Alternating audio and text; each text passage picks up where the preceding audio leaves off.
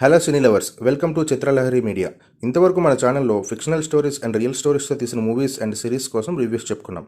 కానీ ఈరోజు మనం చెప్పుకునే రివ్యూ 2020లో నాగ్పూర్లో రియల్గా జరిగిన ఇప్పటికీ అన్సాల్వ్డ్గా ఉన్న సీరియల్ కిల్లింగ్ మర్డర్ కేసు ఆధారంగా తీసిన బ్లాక్, వైట్ అండ్ గ్రే అనే డాక్యుమెంటరీ సిరీస్ కోసం.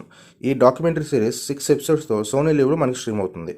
ఇంకా కేసులోకి వెళ్తే, ఒక 22 ఇయర్స్ ఓల్డ్ బాయ్ నాగ్పూర్కి చెందిన పొలిటీషియన్ కూతురుతో కలిసి నైట్ అవుట్ చేయడానికి మిడ్ నైట్ ఎస్కేప్ అయిపోతారు.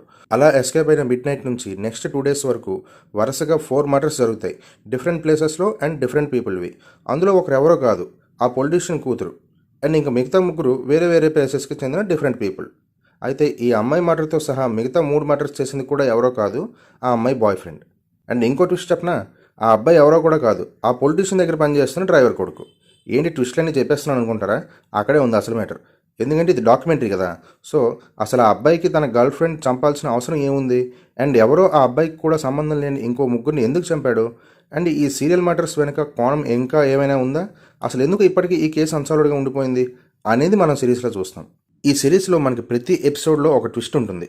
అసలు సస్పెన్స్ థ్రిల్లర్ మూవీస్కి తీసిపోకుండా డాక్యుమెంటరీని ప్రిపేర్ చేసి సోనీ లివ్ మన ముందుకు తీసుకుని వచ్చింది. ఈ సిరీస్ మనకి ఎండింగ్ వరకు చాలా గ్రిప్పింగ్గా ఉంటుంది. అసలు ఈ సిరీస్ చూస్తున్నంతసేపు మనం ఎంత పోటుగాలమైనా కూడా నెక్స్ట్ సీన్ ఏమవుతుందో కూడా చెప్పలేం, ఎందుకంటే ఇది నిజ జీవితంలో జరిగింది కనుక. సో మీరు కానీ సస్పెన్స్, హర్రర్ అండ్ థ్రిల్లర్స్ని ఎంజాయ్ చేసే టైప్ అయితే పక్కాగా చూడండి, మీకు 100% నచ్చుతుంది, నాది guarantee. That's the review guys. ఈ సిరీస్ మీకు ఎలా అనిపించిందో కామెంట్స్లో మెన్షన్ చేయండి. ఇలాంటి మరిన్ని మూవీ అప్డేట్స్ అండ్ రివ్యూస్ చూడడం కోసం ఇప్పుడే మన ఛానల్ని సబ్స్క్రైబ్ చేయండి. Thank you for watching.